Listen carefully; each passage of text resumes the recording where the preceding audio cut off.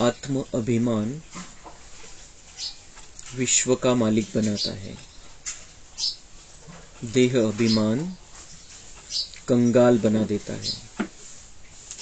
इसलिए आत्म अभिमानी भव।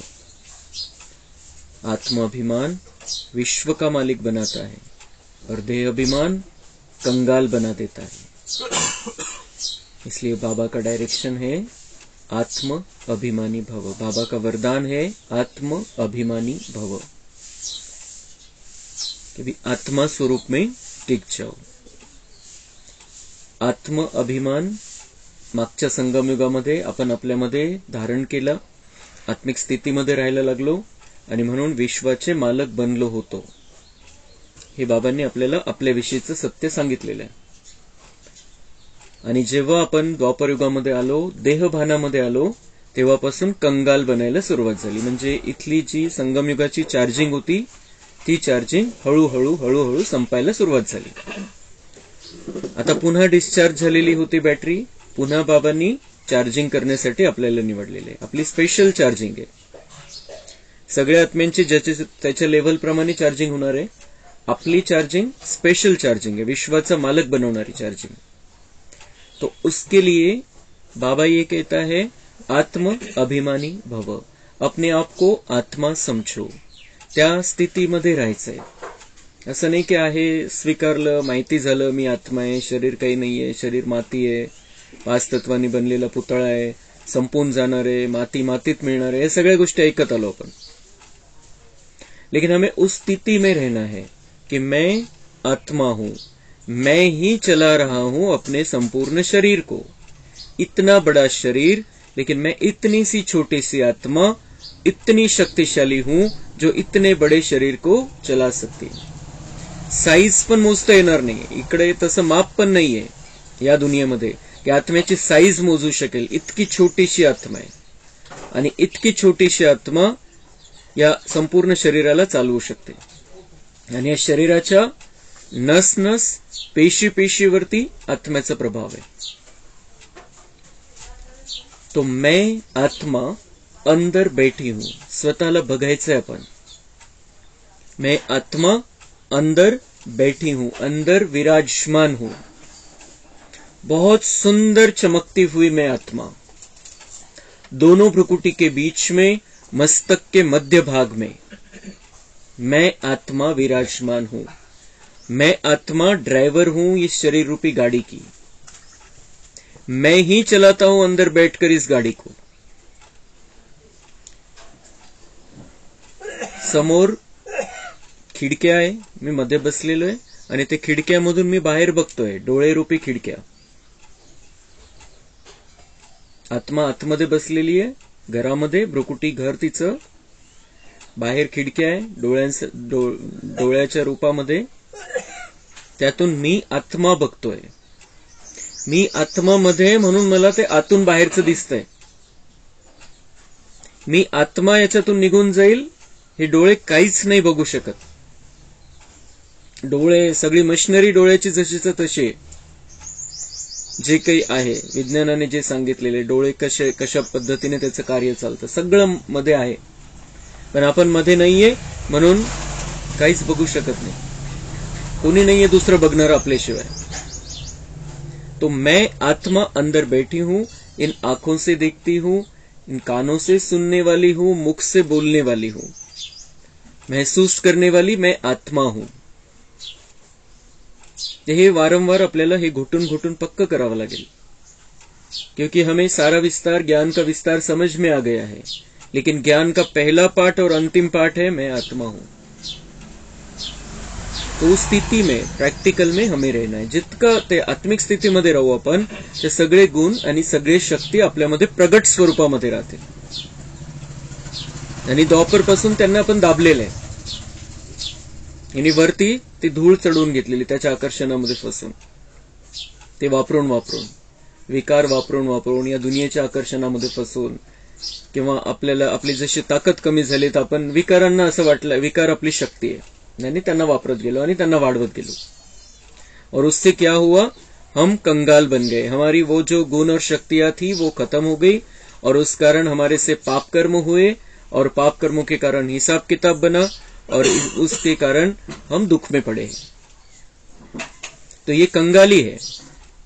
पैसे किती असू दे आणि काही असू दे आपल्याकडे, पर हम आत्माएं कंगाल बन गई है, और बाबा आया है फिर से हमें मालामाल बनाने के लिए।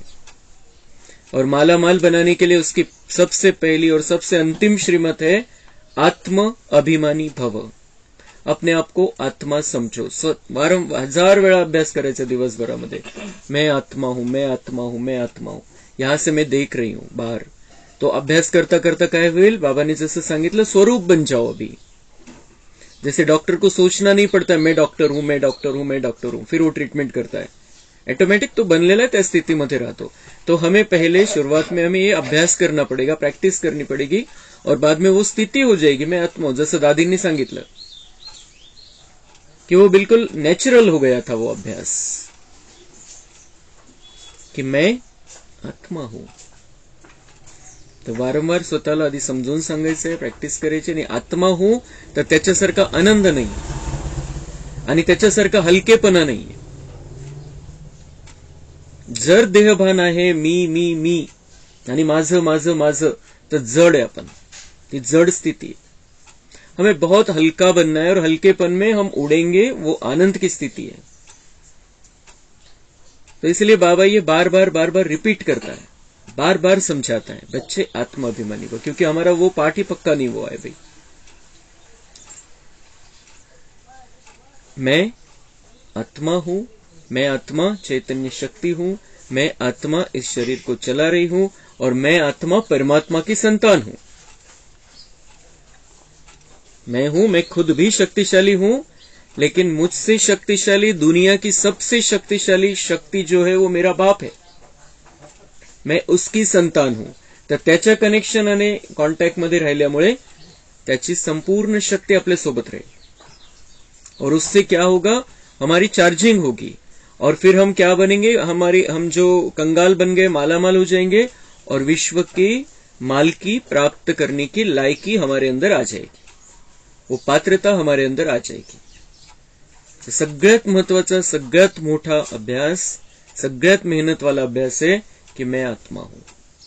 जैसा बाबा ने पिछले पूरे महीने में वही बात पक्की कराई, अपने आप को आत्मा देखो, सबको आत्मा भाई भाई समझो, भाई भाई की दृष्टि। उस स्थिति में जितना हम रहेंगे उतना हम हल्के रहेंगे, उतना हमारे हिसाब किताब चुकते होंगे, उतना बाबा से शक्ति मिलेगी, बाबा से प्यार मिलेगा, वरदान मिलेंगे। तो ये आत्मा की प्रैक्टिस, आत्मिक स्थिति की प्रैक्टिस हमें करनी है। त्याच्यामध्ये ती स्पेशल प्रॅक्टिस की मैं आत्मा परमात्मा की संतान हूं। तर आपली पण ती स्थितीची पण प्रॅक्टिस होऊन जाईल, आणि बाबांकडून किरण पण येत राहतील आपल्यामध्ये। मैं आत्मा, बाबांना पण बघत राहायचंय, स्वतःला पण बघत राहायचंय, दुसरं कोणाला बघायची आवश्यकता नाही। दुसरं कोणाला बघायचंय, सेवा, सेवेच्या हिशोबाने, दुआ देण्यासाठी, शुभ भावना ठेवण्यासाठी।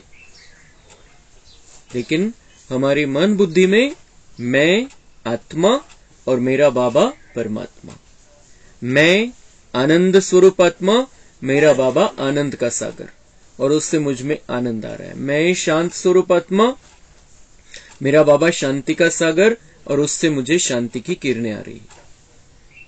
असं आपण 1 सेकंद 1 मिनिट जरी विचार केला तर खूप मोठं परिवर्तन होऊन जाईल, आपली स्थिती बदलून जाईल, आपण जे व्यर्थ मध्ये राहतो ते सगळं संपून जाईल। जो यहाँ की दुनिया के बारे में हमारे बुद्धि में चक्कर चलते रहते हैं, मन में चक्कर चलते रहते हैं, वो सब समाप्त हो जाएंगे। तेवढे पुरते तेवढा विचार करो, और बाबा की किरणों में रहेंगे तो हम वो हमारी स्थिति ऊंची ऊंची उठाते चलेंगे, हम राजा बनने की क्वालिटी अपने अंदर धारण कर लेंगे। प्रश्न है, कौन सा अभ्यास अशरीरी बनने में बहुत मदद करता है? उत्तर, अपने को सदा एक्टर समझो। जैसे एक्टर पार्ट पूरा होते ही वस्त्र उतार देते हैं, ऐसे तुम बच्चों को भी यह अभ्यास करना है। कर्म पूरा होते ही पुराना वस्त्र शरीर छोड़ अशरीरी हो जाओ। आत्मा भाई भाई है, यह अभ्यास करते रहो। यही पावन बनने का सहज साधन है। शरीर को देखने से क्रिमिनल ख्यालात चलते हैं, इसलिए अशरीरी भव. आजच्या मुरलीचं संपूर्ण सार यामध्ये आलेलं आहे. अपने को सदा ऍक्टर समजो. सदा हे संपूर्ण नाटक, विश्व नाटक आणि त्याच्यामधले आपण कलाकार. तर कलाकार स्टेजवर काम करणारा ऍक्टर किंवा शूटिंगच्या वेळेला गेलेले ते ड्रेस जे घालतात त्या पार्टसाठी तो ड्रेस असतो. नंतर ती शूटिंग झाली, स्टेजवरचा पार्ट संपला, ते ड्रेस चेंज करतात. तो ऐसे ही अशरीरी बनने का अभ्यास करना है हमें, आत्म अभिमानी का अभ्यास करना है. तो क्या करो, कर्म पूरा होते ही पुराना वस्त्र शरीर छोड़ अशरीरी हो जाओ. मैं आत्मा हूं. कर्म करा, पार्ट मध्ये या आणि नंतर मैं आत्मा हूं. मैं बाबा का बहुत प्यारा, बहुत मीठा बच्चा हूं. मेरा बाबा बहुत मीठा है, मैं उसका बच्चा हूं. मेरा बाबा, मीठा बाबा, प्यारा बाबा. जितना हम ये स्थिति में रहेंगे, बाबा से कांटेक्ट में रहेंगे, अशरीरी बनना सहज हो जाएगा और उतने समय में हमारी चार्जिंग भी होती रहेगी. फिर हम पार्ट के लिए फिर से तैयार है. यानी आत्मा भाई भाई है, अभ्यास करते रहो. आत्मा भाई, खुद को भी आत्मा समझो, जिसको भी देख रहे हैं. रिश्ते नाते पार्ट है किंवा कोणीही रस्त्याने जातोय, मेरा भाई है, ये आत्मा है, मेरा भाई है, बाबा का बच्चा. दुसरी कुठलीच दृष्टीवृत्ती नाही, काहीच नाही. ये ऐसा है, ये ऐसा करता है, ते सगळं मध्ये जातं व्हायब्रेशन. त्याची कमजोरी आपण आपल्यामध्ये धारण करतो त्याच्याविषयी तसा विचार करून. ये आत्मा आहे बस. ती सावधानी ठेवण्यापुरतं ठीक आहे. किती डिस्टन्स ठेवायचंय, किती अंतर ठेवायचंय, किती व्यवहारामध्ये यायचंय, किती कॉन्टॅक्टमध्ये राहायचंय, त्या सगळ्या वेगळ्या गोष्टी. पण दृष्टी जी आहे, ये आत्मा है, मेरे बाबा का बच्चा है, बस. हर एक आत्मा, चाहे बीके है चाहे नॉन बीके है, सब बाबा के बच्चे. 800 करोड आत्माएं, सब बाबा के बच्चे. आपला पार्ट आहे सत्युगामध्ये येण्याचा, त्यांचा नाहीये. किंवा त्यांचा राहावा, त्यांचा सत्युगामध्ये त्यांनी पार्ट घ्यावा म्हणून आपण शुभ भावना ठेवायची. लेकिन हर एक के प्रति यही भावना, ये आत्मा मेरा भाई है और मेरे बाबा का बच्चा है. असं नाही की तो बीके झाला, कोर्स केला म्हणून बाबाचा बच्चा आहे. हर एक आत्मा बाबा का बच्चा आहे. नाहीये त्यांची लेवल किंवा त्यांचं भाग्य नाहीये आता सध्या तरी. लेकिन मेरे बाबा का बच्चा है, बस. हीच भावना ठेवायची आपल्याला. और ये क्या है, ये पावन बनने का सहज साधन है. हम आत्मा देखेंगे, शरीर को देखेंगे तो विकारी ख्यालात आएंगे. स्त्री, पुरुष, फिर नीचे ऊपर, फिर श्रीमंत, गरीब, फिर उसका पद, पोजीशन, वो सब बातें. और उससे फिर वैसे वैसे वाइब्रेशन, वैसे वैसे विचार आएंगे. पावन बनना है तो ये प्रैक्टिस, मैं आत्मा, ये भी आत्मा, मेरे बाबा का बच्चा. कोणी असू द्या, कोणाशी कोणत्याही प्रकारचा आपला पार्ट आहे, नातं कोणत्याही प्रकारचं आहे, लेकिन ये आत्मा, आत्मा भाई, मेरा भाई है और मेरे बाबा का बच्चा है. ये पावन बनने का सहज साधन है. शरीराला बघितल्यामुळे बाबा म्हणतात की विकारी विचार येतात, विकारी व्हायब्रेशन येतात, व्यर्थ संकल्प येतात. धारणा के लिए मुख्य सार है, दृष्टि को शुद्ध पवित्र बनाने के लिए किसी के नाम रूप को न देख अशरीरी बनने का अभ्यास करना है. स्वयं को आत्मा समझ, आत्मा भाई से बात करनी है. तर बोलताना पण ही प्रॅक्टिस, मैं आत्मा, ये भी आत्मा, मैं आत्मा भाई से बात कर रहा हूं. त्याला ते बघायचंय, भ्रुकुटीमध्ये विराजमान सुंदर चमकती आत्मा, चमकता सितारा, लाइट, किरण निघताय, और तब बात करनी है. खूप आनंद येईल त्याच्यामध्ये आणि आपला बोलताना जो लोड येतो तो पण कमी होऊन जाईल. सर्व का सत्कार प्राप्त करने के लिए ज्ञान योग की ताकत धारण करनी है. दैवी गुणों से संपन्न बनना है. कैरेक्टर सुधारने की सेवा करनी है. सर्व का सत्कार प्राप्त करने के लिए ज्ञान योग की ताकद धारण करनी. सगळ्यांनी आपलं नाव घ्यावं, आपली महिमा करावी. जर ही भावना असेल तर बाबा म्हणता ऐसा मांगने से नहीं मिलता है, उसके लिए ज्ञान योग की ताकत धारण करो। ऑटोमेटिक सत्कार करेंगे लोग, मन से, बाहर से भले नहीं, लेकिन मन से सत्कार करेंगे। दैवी गुणों से संपन्न बने, ज्ञान योग की ताकद धारण करनी है, दैवी गुणों से संपन्न दिव्यता आणत चालायचं आपल्यामध्ये, और कैरेक्टर सुधारने की सेवा करनी है। किसकी? अपना खुद का कैरेक्टर सुधारना है, स्वतःचं चारित्र्य सुधारायचंय, स्वतःमध्ये गुण धारण करायचे सगळ्या प्रकारचे, आणि आपल्या त्या गुणांच्या द्वारे सेवा करायची, दाखवून द्यायचं, उदाहरण मूर्त बनायचंय, आपल्याला बघून दुसऱ्यामध्ये पण परिवर्तन येईल। वरदान, बीमारी कॉन्शियस के बजाय खुशी खुशी से हिसाब किताब चुकतू करने वाले सोल कॉन्शियस भव। वरदान पण तसंच, सोल कॉन्शियस भव, आत्म अभिमानी भव। किसके लिए? खुशी खुशी से हिसाब किताब चुकतू करने के लिए। बीमारी आती है, हिसाब किताब है, इसको खुशी खुशी से चुकतू करना है, बीमारी में परेशान नहीं होना है। उसके लिए क्या करना पड़ेगा? सोल कॉन्शियस भव, आत्म अभिमानी स्थिती। आत्मिक स्थितीमध्ये राहिलं तर त्याचा त्रास नाही होणार आणि आनंदाने आपला हिशोब आपण नील करत चालू। तन तो सबके पुराने है ही, हर एक को कोई न कोई छोटी बड़ी बीमारी है, प्रत्येकाला आहे। ज्ञानी आत्मा असो किंवा अज्ञानी आत्मा असो, काही ना काही तर प्रॉब्लेम आहे शरीरामध्ये। लेकिन तन का प्रभाव अगर मन पर आ गया तो डबल बीमार हो। तन का प्रभाव अगर मन पर आ गया तो डबल बीमार। बीमार एक आहे शरीराला, आणि त्याचा प्रेशर घेतला आपण मनावरती, लोड घेतला की मला असं कसं झालं, असं कसं झालं, आता कसं होईल, तर डबल बिमारी। शरीर तर आहेच आहे बीमार, ते तमोप्रधान 5 तत्वाचे तसं खराब झालेले, आपला हिशोब, त्याचं ते भोग चुकतू करायचे असतात, कर्मभोग, त्यासाठी ती बिमारी येते, त्याचा लोड आपण मनावरती घेतला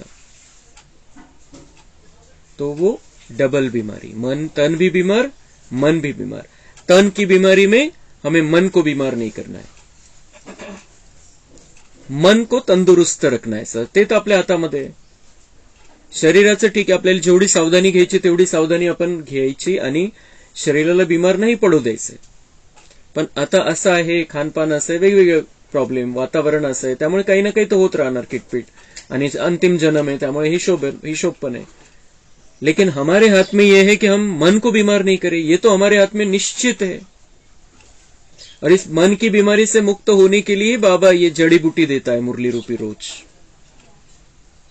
और अगर मन अगर दुरुस्त रहेगा तो वो तन को भी दुरुस्त करता है, यानी तो उल्टा होऊन जाता। तन बीमार, हम मन को बीमार कर लेते हैं, तो वो उल्टा हो जाता है, ताकत कम हो जाती है शरीर की, और फिर मन से वो सारे विचार ब्रेन को जाते हैं, और ब्रेन जो आपला मेंदू आहे तो वेगवेगळ्या प्रकारचे खराब केमिकल तयार करतो आणि सगळ्या शरीरामध्ये पाठवतो। लेकिन तन अगर बीमार है, मन को हमने स्वच्छ रखा, शुद्ध रखा, फ्रेश रहे, हम मन से खुश रहे, बाबा की याद में रहे, तो वो मन ऐसे सुंदर विचार ब्रेन को देगा, आपल्या मेंदूला तो सुंदर विचार पाठवेल, आणि असे चांगले चांगले केमिकल ब्रेन मधून निघतात आणि ते मग शरीराला पण दुरुस्त करतात। तो ये सारा खेल हमारे हाथ में है, आपण ठरवायचं आपल्याला कसं राहायचं। आपल्याला बस ते बिमारीच्या चक्करमध्ये राहायचंय का फ्रेश राहायचंय? आहे बिमारी आहे शरीराला, ती गाडी नादुरुस्त झालेली आहे, गॅरेजमध्ये जाऊन दुरुस्त करून आणायची, खत्म। मैं ड्राइवर, मैं अलग हूं। तो ये मन को बीमार नहीं, बाबा म्हणते हैं डबल बीमारी नहीं लानी है। ये सिंगल बीमारी तुम्हारे हाथ में नहीं है, या फिर सावधानी रख के तुम बच सकते हो, लेकिन फिर भी आ जाती है, आनी है, लेकिन ये डबल बीमारी तो नहीं आने देना है। तो डबल बीमार हो, बीमारी कॉन्शियस हो जाएंगे, बीमारी कॉन्शियस, बुद्धीमध्ये तेच राहील, बीमारीचं चिंतन, मेरे को ये हो गया, मला असं झालं, मला असं कसं झालं, माझी तब्येत अशी आहे, मला हा प्रॉब्लेम है, ठीक है। उसमें हमें जो कुछ भी करना है, सावधानी जो रखनी है, दवा लेनी है, दुआ भी लेनी है। बीमारी कॉन्शियस नहीं, बीमारी का चिंतन नहीं। इसलिए मन में कभी भी बीमारी का संकल्प नहीं आना चाहिए, तब कहेंगे सोल कॉन्शियस। बीमारी का संकल्प, मुझे ये हो गया, ये संकल्प नाही। गाडी आहे, गाडीच्या पार्टमध्ये प्रॉब्लेम आलेला आहे, गॅरेजमध्ये जाऊन दुरुस्त करून आणायचं, नाही तर आपल्याकडे औषध असेल तर ते औषधाने दुरुस्त करायचं। आपल्याला, आपण स्वतः मेकॅनिक असो तो स्वतः दुरुस्त करून घेतो। जर त्यामध्ये शक्य आपण घरच्या घरी करू शकतो, घरच्या घरी करायचंय। आता तेवढं जास्त वेळ बघायची वेळ नाही राहिलेला आहे की बघू 2-4 दिवसात ठीक होऊन जाईल। थोडंसं आपल्याला वाटायला लागलं की सहन करण्याच्या पलीकडे, ताबडतोब ट्रीटमेंट योग्य डॉक्टरकडून, योग्य गैरेज मध्ये घेऊन जायचं ते गाडीला और उसको ठीक कर लेना है। लेकिन मुझे ये असं कसं झालं, ये कैसे, सगळं तपासणी वगैरे करून घ्यायचं, सगळं बघायचं काय झालेलं आहे। गाडी को हुआ है, मुझे नहीं हुआ है, हे बिल्कुल क्लियर पाहिजे आपल्याला। तो बीमारी से कभी घबराओ नहीं, बीमारी से कभी घबराओ नहीं। आणि आपल्या मोठ्यांनी, ब्रह्माबाबांनी, दादींनी, मम्मांनी दाखवून दिलं कि वो भी बीमार हुए, लेकिन बीमारी यहां पर नहीं थी। मन बुद्धि में वो बीमारी थी नहीं, अंश सुद्धा नहीं, इतकंसं सुद्धा लक्षण नहीं कि ये बीमार है। तो ये बाबा ने समझाया था, हमें भी समझा रहा है, उनको भी बाबा ने बताया था, उन्होंने बाबा का कहना माना, हमें भी मानना है। बीमारी में घबराना नहीं है, बिल्कुल पक्का। मैं आत्मा तो पावरफुल हूं, मैं आत्मा अजर अमर अविनाशी हूं, मैं आत्मा परमात्मा की संतान हूं, मुझे कुछ नहीं हो सकता है। ये ऊपर का कवर है, उसको कुछ हुआ है, ठीक ठाक करूंगे इसे। त्याला थोड़ा सा दवाई रूपी फ्रूट खाकर उसे विदाई दे दो। बीमारी है, दवाई रूपी फ्रूट खाकर विदाई दे दो। काही तसेच राहतात, काही बीमारी तसेच, त्याला आपल्याला आयुष्यभर ते गोळे घ्यायचे, तो उसके लिए क्या करो, वो फ्रूट है, रोजचं एक फ्रूट खाऊन घ्यायचंय आणि त्याला बुद्धीमधून काढून टाकायचंय। वो दवा और दुआ उसको ठीक करती रहेगी, नॉर्मल चलता रहेगा। खुशी खुशी से हिसाब किताब चुकतो करो, हिसाब किताब है, खुशी खुशी से चुकतो करो, बस। स्लोगन, हर गुण हर शक्ति का अनुभव करना अर्थात अनुभवी मूर्त बनना। हर गुण हर शक्ति का अनुभव करना अर्थात अनुभवी मूर्त बनना।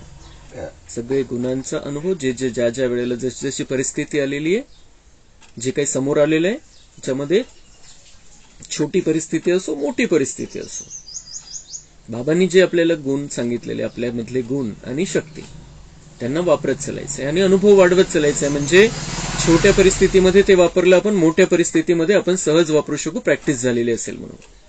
तो ये अनुभवी मूर्त बनना है। बाबा जो जो कहता है हमारे बारे में, उसका हमें अनुभव करते चलना है। अच्छा, मीठे मीठे सिक्के लगे बच्चों प्रति माता पिता बाप दादा का याद प्यार और गुड मॉर्निंग। रूहानी बाप की रूहानी बच्चों को नमस्ते। हम रूहानी बच्चों की रूहानी बाप दादा को याद प्यार गुड मॉर्निंग नमस्ते। वहाँ बाबा वहाँ, शुक्रिया बाबा शुक्रिया।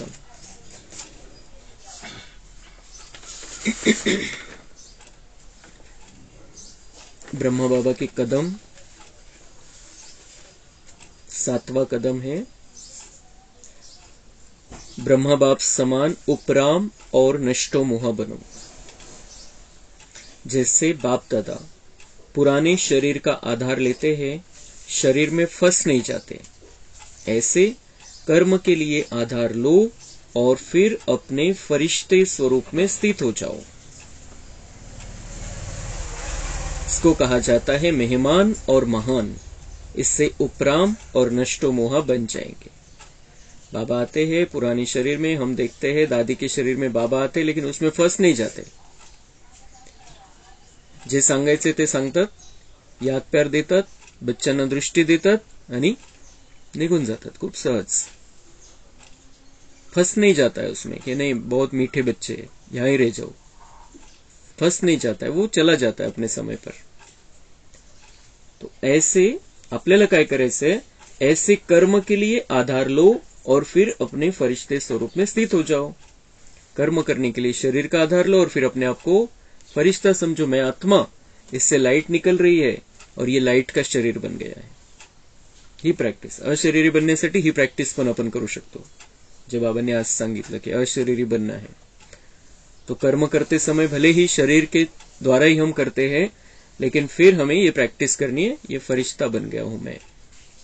आणि मग ते काही दिवसानंतर असं होईल की फरिश्ताही कर रहा है कर्म, ऐसी स्थिति होऊन जाईल। लाइट निकलते हुए देखना है और लाइट का शरीर अपने आप को महसूस करना है। तो ये फरिश्ता स्वरूप में स्थित हो जाओ। इसको कहा जाता है मेहमान और महान, कि मेहमान हूं मैं यहां पर, ऊपर से आया हूं, मेहमान हूं। मेहमान हूं तो मेहमान फंसता नहीं है कहीं पर भी, पता है मैं मेहमान हूं, ये मेरा घर नहीं है। तो ऐसे मेहमान बनकर हम बाबा के साथ में रहते हुए अपना सुंदर भाग्य का निर्माण कर सकते हैं, महान बन जाएंगे हम। इस पुरानी देह को बाप दादा द्वारा मिली हुई अमानत समझकर सेवा में लगाओ। ये अमानत है, ये जो शरीर है ये बाबा ने अमानत दी है मुझे, बाबा की अमानत है मेरे पास, और इसे सेवा में लगाना। इस शरीर से मुझे सेवा करनी, मैं आत्मा अंदर बैठी हूं, इस शरीर के द्वारा मुझे सेवा करनी है। यह देह मेरी नहीं, सेवार्थ अमानत है, ये बाबा की अमानत है मेरे पास। यह समझकर देह के भान से न्यारा बनो तो बाप समान उपराम व नष्टो मोहा बन जाएंगे। नष्टो मोहा की निशानी है न किसी से घृणा हो, न किसी से लगाव या झुकाव हो, अच्छे को अच्छा समझकर साक्षी होकर देखो, बुरे को रहम दिल बन रहम की निगाह से परिवर्तन करने की शुभ भावना से साक्षी होकर देखो, तो कर्म बंधन से न्यारे नष्ट मोह हो जाएंगे। किसी के प्रति घृणा नाही, कोणाविषयी घृणा तिरस्कार नाही, द्वेष नाही कोणाचा, आणि कोणामध्ये लगाव झुकाव पण नाही। साक्षी होकर हमें अच्छे को अच्छा समझकर साक्षी होकर देखना है, अटकायचं नहीं त्याच्यामध्ये, कोई अच्छा भी है साक्षी होकर देखना है। और बुरे को रहम दिल बन रहम की निगाह से परिवर्तन करने की शुभ भावना से साक्षी होकर देखो। बुरा है, पता है उसमें बुरे संस्कार है, गलत संस्कार है, उसको रहमदिल बनकर, मैं रहमदिल आत्मा हूं, और उसे उस रहम की निगाह से और परिवर्तन करने की शुभ भावना से, नजर कोणती, रहम, उसके प्रति रहम दया आनी चाहिए, और परिवर्तन करने की शुभ भावना से उसे साक्षी होकर देखना है। न अटकता, त्याच्यामध्ये जे आहे ते इथं न घेता त्याला बदलण्याची शुभ भावना ठेवण्याची भावना, त्या भावनेने राहायचंय। प्रवृत्ति में रहते सदा यह स्मृति में रहे कि मैं कमल आसन पर विराजमान आत्मा हूं, कभी विकारों रूपी पानी का कीचड़ की बूंद स्पर्श न करे। प्रवृत्ति में संबंध के कारण नहीं रहते, लेकिन सेवा के लिए रहे हुए हैं, इस स्मृति से नष्टोमो और उपराम बनेंगे। कमल आसन पर विराजमान आत्मा हूं, जैसे कमल पर कीचड़ का प्रभाव नहीं पड़ता है, वैसे हमें संसार में रहना है। संसार में किस लिए रह रहे हैं? संबंध के कारण नहीं, रिश्ता है नाता है इसलिए नहीं, सेवा के लिए रहे हुए हैं। नष्टोमोह बनण्याचा जो शेवटचा पेपर है त्याची तयारी बाबा करून घेतोय कि मेरा ये रिश्ता है, और उस हिसाब से फिर मग तसं पाहिजे, तशी अपेक्षा है, त्या सगळ्या गोष्टी, और उसमें दुख मिलेगा, अपेक्षा पूरी नहीं होती है, हिसाब किताब है, और ड्रामा फिक्स है। जो हमारी इच्छा है वो नहीं होगा, लेकिन जो हमारे लिए अच्छा है वो जरूर होता है इस ड्रामा में। जब हम बाबा का हाथ पकड़ते हैं, हमारे बाबा को पता है हमारे लिए क्या अच्छा है, क्या हमारी इच्छा है ये बाबा नहीं देखता है, अच्छा हमारे लिए क्या है वो बाबा देखता है। तो उस हिसाब से हमें घर गृहस्थ में रहना है, संबंध के कारण नहीं है, सेवा के लिए रहे हुए हैं। हमें सेवा करनी है, अपने संसार, अपने घर की, अपने परिवार की भी और सारे विश्व की भी सेवा करनी है। न किसी से घृणा, न किसी से द्वेष, न किसी में अटकना, न किसी से आकर्षण। एक बाप दूसरा न कोई, इस स्मृति से नष्टो मोह और उपराम बनो। बाप ही संसार है, सर्व संबंध और सर्व प्राप्तियां बाप से हो गई। जब सब कुछ मिल गया तो बुद्धि और किसी में जा नहीं सकती। बाबा मिला, सब कुछ मिला, बाबा से सब कुछ हमें मिल रहा है, किसी में बुद्धि जानी नहीं चाहिए। अब परिवार में सेवा का पार्ट बजाते ट्रस्टी होकर रहो। मैं पुरुष हूं, यह स्त्री है, यह भान स्वप्न में भी न आए। आत्मा भाई भाई है, न कि स्त्री पुरुष। यह निमित्त मात्र सेवा अर्थ संबंध है। बाकी कंबाइंड रूप आप और बाप हो। इस स्मृति से नष्टो मोह और उपराम बनो। बाबा म्हणते संबंध स्त्री पुरुष साथ में रहते हैं, लेकिन क्या होना चाहिए मन में, हम आत्मा भाई भाई है। तो फिर सेवा का संबंध हो जाएगा और हम उनको जो चाहिए वो आत्मा को हम दे सकेंगे, नहीं तो फिर विकार की लेन देन होगी। बाप और आप कंबाइंड हो, आप और बाप, हमें कंबाइंड रूप में रहना है। हमें वो हिम्मत, वो ताकत नहीं दिखानी कि बाबा को अलग कर दे हमसे, नहीं तो बाबा हमें उल्टी शाबाश देगा। वैसा नहीं करना है हमें बाबा के साथ में रहना है। बाबा मेरा संसार है, इस स्थिति में हमें रहना है।